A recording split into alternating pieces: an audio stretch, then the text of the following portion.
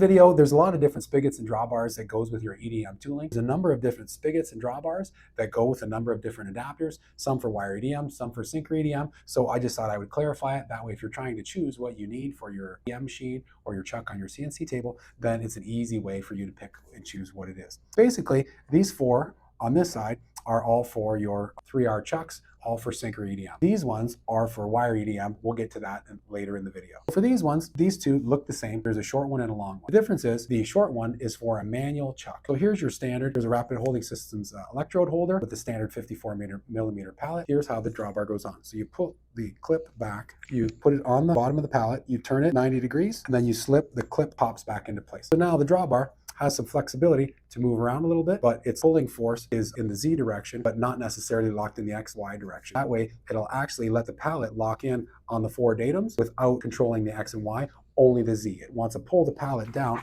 on the 4 datums on your chuck to the pallet. So I put the drawbar on my chuck, put it on my chuck here, and as I mentioned, the short drawbar is for manually securing it to the pallet. This would be a typical chuck that you would have on your CNC machine to cut your electrodes, or some EDM heads have an actual manual chuck as well. Most EDMs have a pneumatic chuck for tool changing reasons, and I'll show you that in a minute. The taller one is the same type of idea, with the same O-ring, the same plastic piece that moves back and forth that fits on the back of the pallet as well. You index it and it locks in the same way. The only difference is it won't fit in here because it's too long. On your EDM head, this would fit into your pneumatic chuck. So you release the air, chuck picks it up, and away you go pneumatically. You need longer spigots for pneumatic chucks because there's more mechanisms in the chuck to physically grab it. These two are a little bit different. So along with the pallets, 3R actually has, and Rapid Holding Systems also sells the coins. So these would be for bigger carbon cutting applications, which you can mount larger chucks or larger electrodes on. These are for smaller applications. This particular unit is for actually a nice collet chuck that we made with a coin holder. But typically people would take the coins, mount them on the back of their electrode with these 3 screws, then you would have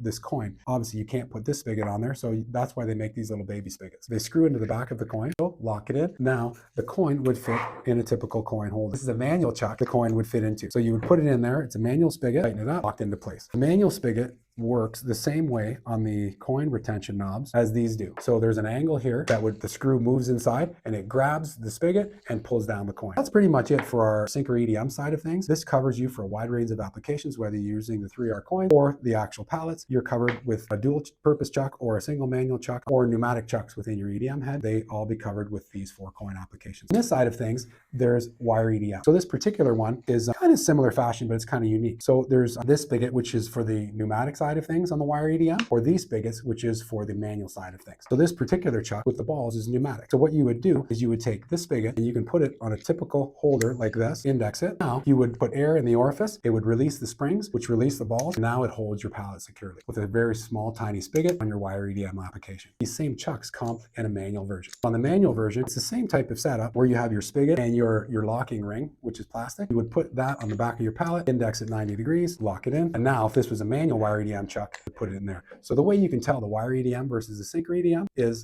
these spigots are much, much smaller, much shorter in design. These would be the manual, this would be the pneumatic, so very much smaller compared to the Sinker EDM style chucks. Now, if you like this video, share the love, subscribe below. It helps us get out there for more people, and also we can answer more questions and we can just help everyone all that much more. Thanks a lot.